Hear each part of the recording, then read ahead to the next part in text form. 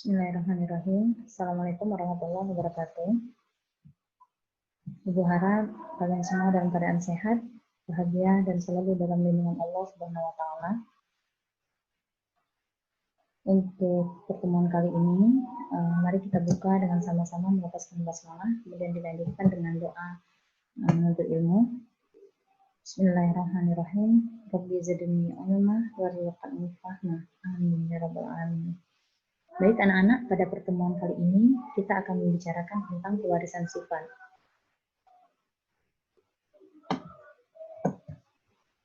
Oke, kompetensi dasar pada materi kita kali ini itu adalah 3.3, yaitu menerapkan konsep pewarisan sifat dalam pemuliaan dan kelangsungan makhluk hidup.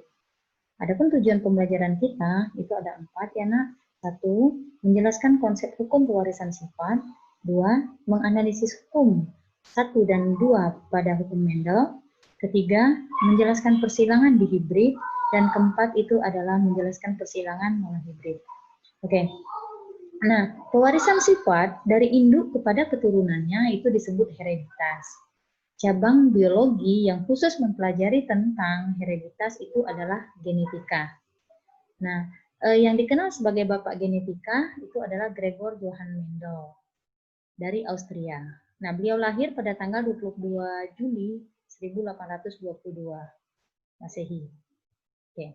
Nah, hukum pewarisan sifat berhasil ditemukan oleh Gregor Mendel ini melalui percobaan menggunakan kacang ercis, kacang kapri ya. Mendel menemukan proses segresi dan asortasi pada sistem pewarisan sifat yang menyebabkan keanekaragaman dari makhluk hidup yang ada di muka bumi ini. Nah, hukum Mendel 1 itu adalah persilangan disebut sebagai hukum segresi atau pemisahan. Nah, hukum 1 Mendel ini disimpulkan dari persilangan monohibrid ya, Nak.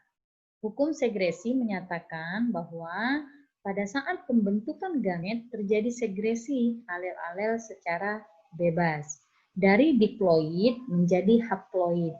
Secara garis besar, hukum Mendel 1 mencakup 3 pokok. 1. Gen itu memiliki bentuk-bentuk alternatif yang mengatur variasi pada karakter. Yang kedua, setiap individu membawa sepasang gen, 1 dari induk jantan dan 1 dari induk betina. Nah, poin ketiga dari hukum Mendel 1 itu adalah jika sepasang gen ini merupakan 2 alel yang berbeda, alel dominan akan terekspresikan. Alel resesif tidak terekspresikan. Nah, alel resesif yang tidak terekspresikan tetap akan diwariskan pada gamet yang terbentuk.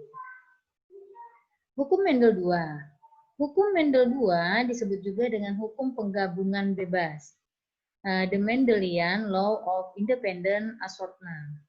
Nah, mengenai ketentuan penggabungan bebas yang harus menyertai terbentuknya gamet pada perkawinan dihibrid, hukum Mendel 2 menyatakan bahwa alel dengan gen sifat yang berbeda tidak saling mempengaruhi.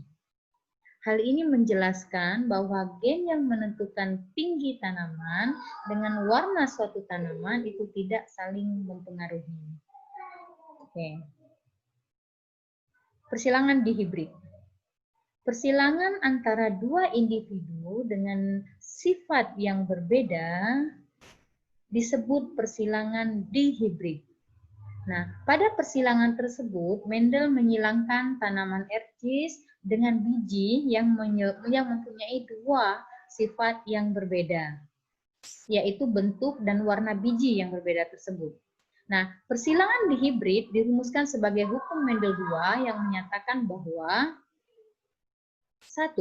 Setiap gen dapat berpasangan secara bebas dengan gen lain membentuk alela. 2. Keturunan pertama menunjukkan sifat fenotip yang dominan. 3. Keturunan kedua menunjukkan fenotip dominan dan resesif dengan perbandingan tertentu. Misalnya pada persilangan monohibrid itu 3:1. Dan pada persilangan dihibrid itu perbandingan 9 berbanding 3, dan berbanding 1. Persilangan monohibrid. Persilangan antara dua individu dengan satu sifat beda disebut persilangan monohibrid. Dominasi dapat terjadi secara penuh atau tidak penuh kodominan. Masing-masing dominasi ini menghasilkan bentuk keturunan pertama atau filial satu yang berbeda. Persilangan monohibrid akan menghasilkan individu filial satu yang seragam. Apabila salah satu induk mempunyai sifat dominan penuh dan induk yang lain bersifat resesif, apabila dilanjutkan dengan menghilangkan individu sesama filial satu atau keturunan pertama, akan menghasilkan keturunan individu filial kedua dengan 3 macam genotip dan 2 macam fenotip. Sebaliknya, apabila salah satu induknya mempunyai sifat dominan tak penuh atau intermediate, maka persilangan individu sesama filial satu akan menghasilkan 3 macam genotip dan 3 macam fenotip. Prinsip ini dirumuskan sebagai hukum Mendel 1 atau hukum pemisahan gen yang sealel, yang menyatakan bahwa selama meiosis terjadi pemisahan pasangan gen secara bebas sehingga setiap gamet memperoleh satu gen dari alelnya. Oke. Nah, soal evaluasi ya, kalian catat di buku tulis. Terus setelah kalian jawab itu kalian kumpulkan di WA group atau di Google Classroom boleh. Kalau kalian mau mengumpul dalam bentuk ketikan juga boleh ya, diketik bentuk file jadi kirimkan bentuk file. Soal pertama itu adalah jelaskan hukum Mendel 1. Soal kedua, jelaskan hukum Mendel kedua. Oke. Terima kasih anak-anak. Semoga kita bertemu lagi pada pertemuan selanjutnya dengan keadaan sehat, fit ya. Oke. Assalamualaikum warahmatullahi wabarakatuh. Bye.